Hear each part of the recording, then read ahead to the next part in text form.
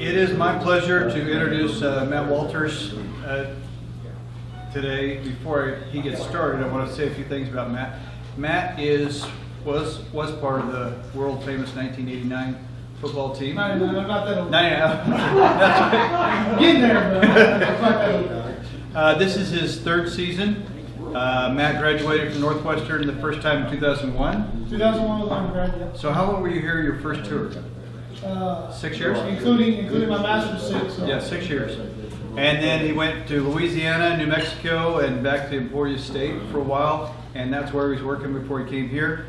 Matt, to say that he's a Ranger would be an understatement. During his wedding, his colors were red and black, if that tells you anything.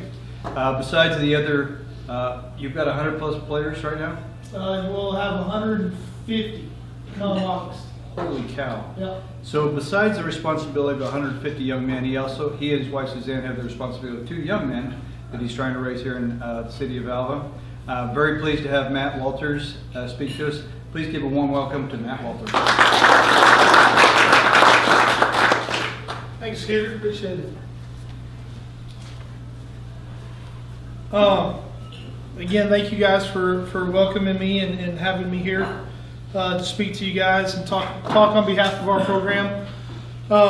It's always good to and a lot of you I know and a lot of you I get to talk to on a regular basis, but it's always good to promote what we're doing at Northwestern and what we're doing with our football program, which includes many things, not just playing the game, which is what everybody gets to see, but the other things that we do with community service and stuff like that is very important to me. And like Mr. Bird said, I'm a Ranger through and through. I mean, I came here out of high school to Alva, Oklahoma from Fort Worth, Texas, and I never heard of Alva.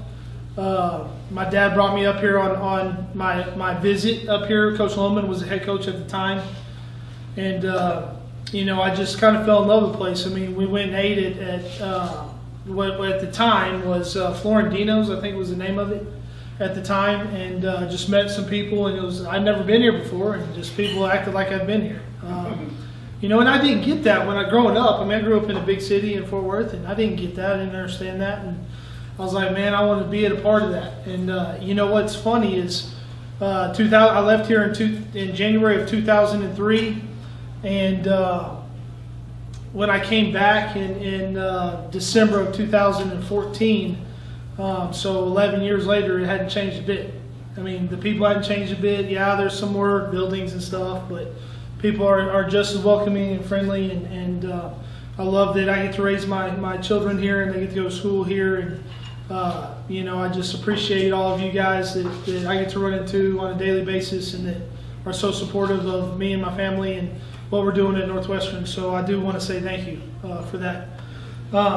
As far as our team goes, we concluded our golf tournament. That's our big fundraiser, our golf tournament auction that we just had on June 2nd and 3rd. It was a resounding success. It was really good. We raised a lot of money for our program. I appreciate everybody that was involved in that and helped out with that, which many of you in here did. We almost got rained out, but we got it in, and then we kind of rolled the dice and started our second round. Started our second round about an hour delay, and it rained for about 10 minutes, and then everybody was on their first tee of that second round, or first hole of that second round, and then just the skies opened up, and it was beautiful the rest of the day. Beautiful the rest of the day, so we got lucky there, and it was a really good event that we look forward to every year, and it definitely helps us out in our program. Those of you that have heard me talk about maybe our spring ball or we're at spring ball, we get our 15 practices, and I thought as compared to the couple years previous where we did have Reed Miller, who most of y'all know broke about every passing record ever here last year. He's graduated. He's now going to be my quarterback coach, so it'll free me up to do some other things on the field. We were much more balanced this spring. We ran the ball a lot better. We have a better defense. Just bringing in a new defensive coordinator. Some of you have met him. Some of you haven't. Real fiery guy, very intense, very, very intense guy that I'd worked with before in 2009 and 10, so I knew him.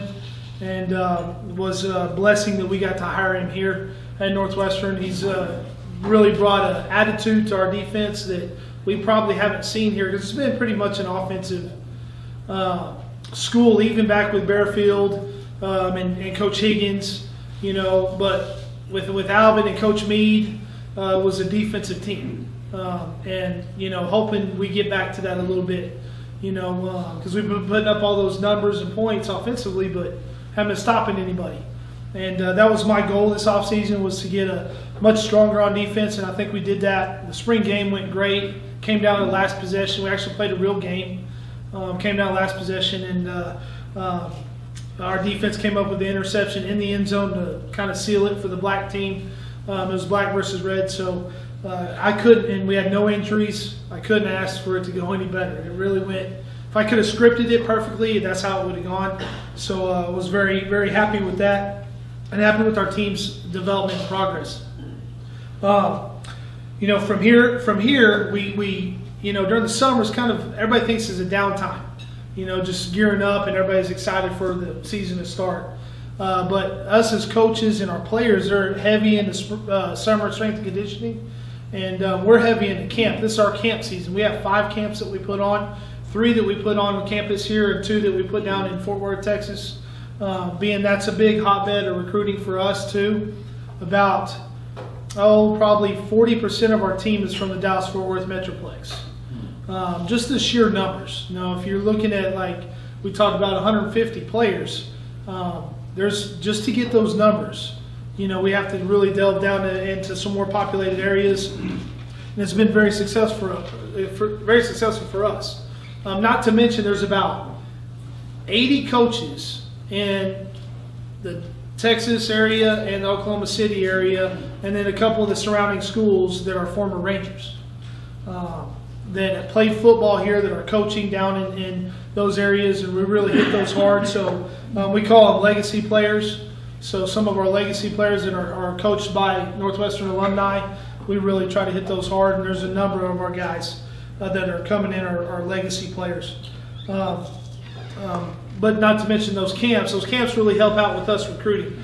Last year from our camps, we signed 11 players from our summer football camps, which is about 10% of our entire signing class.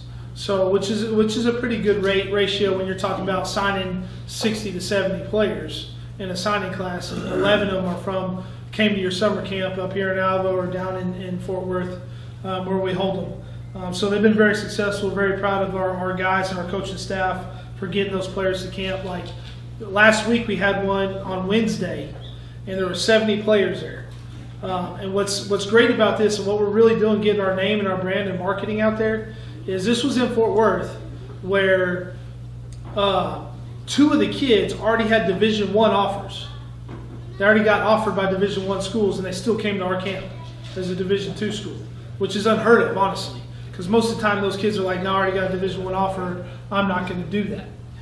So our name and our brand is really getting out there, especially from Alva South. We don't go much north of Alva, as far as really hitting Kansas hard. Just because Kansas has so many junior colleges, so many Division II schools, it's just not, for lack of a better word, not worth our time, if that makes sense, and our resources. So we try hard. Do we pull many out? Some. Yeah, we got a couple kids from Union coming. I've never, even when I was in Emporia, had any luck with Jinx or Bixby. Those are some of the major ones. We got probably 8 kids from the Tulsa area coming this year. So a kid from Oolagaz would be really good that we got, which is in that area. But yeah, we hit every school in Oklahoma, every school. So now we may not physically be in the school, but we'll either see them at camps or go to their practices, or they'll come to our camps, or we'll actually visit them in the school. Those are the three ways we get to every school. So we do hit every school in Oklahoma, even the 8-man schools. We try to hit the 8-man schools hard, because you always find that Schombacher, if y'all remember him from a couple years ago, Justin was from Cherokee and was a heck of a player for us. Caught 66 passes my first year here. So those are schools that don't get recruited hard enough from the colleges, and you'll find a gym there every once in a while. So Recruiting's going great. We're still trying to get a couple of big guys, or linemen, D linemen, that we're still on. A couple guys that are transfers from 4-year schools that are looking to come here, or looking for their next home, that we're looking for. But the rest of our players are currently already here. Well, not all of them, but we got a good group here. Around 50 of our kids are here already working out, that are returners, not freshmen, but that are returners. They're here working out, and some of them are trying to find jobs. So if y'all need any summer work for about the next 6-7 weeks, let me know. Hit me up, and I'll probably have a hand for you if you need one. Because those guys they're just here to work out and work. And it's been at Emporia, which is the only real comparable school I can compare it to, because my other schools I was at were Division I, so it's totally different resource-wise. But at Emporia, it was hard to find our kids jobs, even though there was a lot more population there. Here, it's been pretty easy to find our guys jobs. Just because of and part of it's because of me and my connections. I know a lot of the people from my first time here, whether I worked for them or whatnot. Whether it's like a Bart Kaufman who needs guys to help, or stuff like that. So it's been easy to get our guys jobs, and it's we really appreciate that, because they do need some living expense, because they don't get to live for free during the summer. They usually pay the dorms weekly, and then they either buy a meal card from the cafeteria, or they can eat obviously any establishment that they'd like. So that's been good. Our strength and conditioning program is something that when I got here, I knew had to be better, because they told me when I got here, some of the guys that had been here, like Reed Miller and Zach Doyle and those guys, were telling me how there would be like 10 guys here during the summer. I'm like, well, that's not good enough to win anything.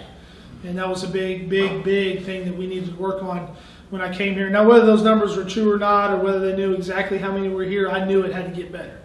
And it's gotten a lot better, and that kind of led us into what we're trying to do now is we got a kind of a campaign going on for a strength and conditioning coach, and we're almost there, where we're trying to hire a full-time strength coach for the first time in Northwestern's history. And if we were able to do that, then it's definitely going to help us a lot with our program and where we're trying to take it. Because if you think about it, and football is different than every other sport. I mean, not every other sport, but most of the sports, because you start so much sooner than school. So the players already have to be here before the regular students, and you really have to develop them during the summer to get them ready to play the game. Whereas, for basketball, for instance, you got a month or so or 2 months before you play a game, and you're already with them. So you really got to trust your strength coach. And being a former strength coach myself, that's been a real point of emphasis for us in our program, and it's gone really, really well. Our training that leads us to our training camp report date. All our guys are going to be here August 5th, so it's right around the corner. Practice will start the 7th. Will be our first practice. That'll be non-contact. We'll be in helmets, which is I don't know whose phone this is, but oh, that's yours. All right. Yeah, it's buzzing. It wasn't my broker, because he's already here. Right. I hear you. That's right. So, but we have 5 days acclimatization period that the NCAA makes us do. All right. Some of you guys have played football in the past.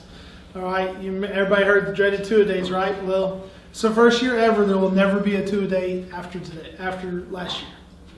NCAA wise. So high school, I don't know, but they did away with 2-a-days, and they didn't let us vote or nothing on it. Just part of the new medical studies that come out, and how they think that we need to take care of our athletes. Because it's crazy, because I remember those days, hey, when I first got up here with Coach Loman, who was a crazy man, by the way, we had 3 days, 6:30 conditioning in the morning, and we had a full padded practice at 10, full padded practice at 2. All right, you can't do none of that anymore. So it's obviously changed the way us coaches have had to think and approach the game. But it's been a very it's a good thing in the long run. Obviously, as coaches, we want to practice as much as possible, but we need to make sure that our kids are healthy and safe, and that's a very important thing. So before I open up for any questions, I do want to read one thing. Y'all, everybody's heard of Patrick Creighton, Lynn Scott, some of the former NFL guys we've had. Well, fortunately, the last couple of years I got to coach an NFL guy in Joby St. Fleur, who signed a 3-year contract with the Miami Dolphins, and he's been heavy into camp and their OTAs and their off-season conditioning.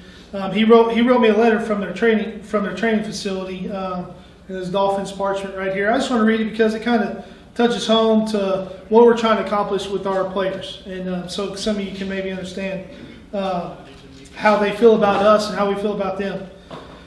So, dear Coach Walter, I can't help but think about how much of an impact you and Northwestern have had on me as a football player and as a young man during my path to the NFL.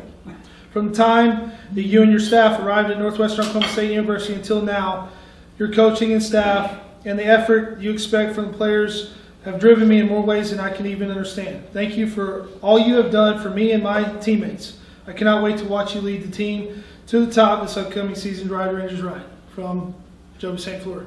So, that's why we do this. At this level, everybody hears about the Nick Sabans and all that, and the Mike Gundys, and now Lincoln Riley, but the Bob Stoops, that they have these multi-year, multi-million-dollar deals. Well,